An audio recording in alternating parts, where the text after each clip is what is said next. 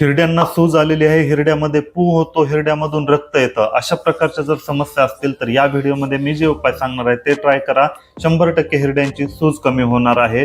तसेच या अगोदर मी या विषयावर डिटेलमध्ये व्हिडिओ बनवलेला आहे. त्यामध्ये हिरड्यांना नक्की सूज काय येते, त्याची काय कारणे आहेत आणि सूज येऊ नये म्हणून आपण काय करायला पाहिजे याबद्दल डिटेल माहिती सांगितलेली आहे. अगोदर तो व्हिडिओ तुम्ही बघू शकता. या व्हिडिओमध्ये मी डायरेक्टली उपाय सांगणार आहे आणि त्या व्हिडिओमध्ये मी जे उपाय सांगितलेत त्यापेक्षा या व्हिडिओमध्ये वेगळे उपाय असणार आहेत. चला तर मग पहिला उपाय बघूया. आपल्याला गरज पडणार आहे लवंगाच्या तेलाची आणि छोटासा कापसाची. एक छोटासा कापसाचा तुकडा म्हणजेच बोळा बनवून घ्यायचा आहे आणि त्यावर लवंगाचे 4 ते 5 थेंब टाकायचे आहेत. ज्या ठिकाणी हिरडींना सूज आलेली आहे किंवा ज्या ठिकाणाहून हिरड्यामधून पू येतो, रक्त येते, त्या ठिकाणी आपल्याला तो कापसाचा बोळा दाबून ठेवायचा आहे.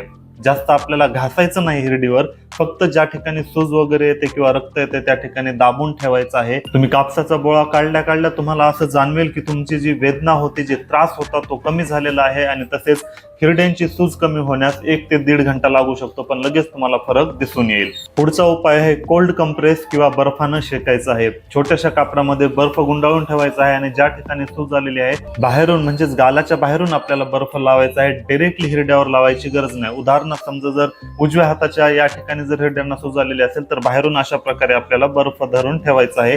5 ते 10 मिनिटं बर्फ धरून जरी ठेवला तरी हिरड्यांची सूज कमी होत असते. जर तुमच्याकडे बर्फ अवेलेबल नसेल तर पाण्याची बॉटल फ्रीज मध्ये ठेवायची, खूप जास्त थंड होऊ द्यायची. त्या पाण्याच्या बॉटलने जरी तुम्ही शेक घेतला बाहेरून तरी हिरड्यांची सूज कमी होत असते. बर्फाने शेक घेतल्यामुळे ब्लड व्हेसल थोड्याशा श्रिंक होतात आणि त्यामुळे सूज कमी होण्यास मदत मिळत असते. तसेच जो काही त्रास आहे तो पण कमी होत असतो.